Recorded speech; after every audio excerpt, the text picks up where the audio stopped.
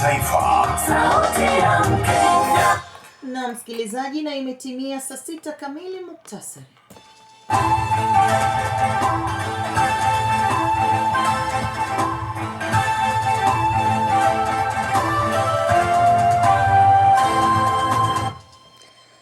Hujambo na karibu, mimi ni Millicent Kubai. Chama cha walimu wa shule za sekondari na vyuo KUPPET kimeongeza nafasi za uongozi kwa wanawake baada ya uchaguzi uliofanyika katika uwanja wa Iterio, kaunti ya Kisii. Akizungumza wakati wa zoezi hilo, naibu katibu mkuu wa kitaifa wa chama hicho Moses Nthurima alitangaza kuwa chama hicho kimeongeza nafasi za uongozi zilizotengwa kwa wanawake kutoka 10 hadi 14.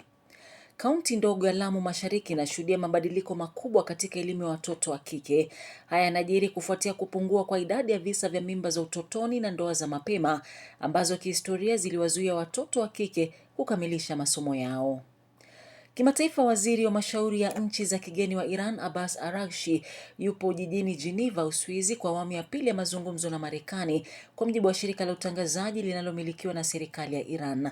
Mazungumzo haya kuhusu nyuklia katikati ya Iran na Marekani yatafanywa kwa njia isiyo ya moja kwa moja kupitia utekelezaji ama uelekezi wa Oman kesho.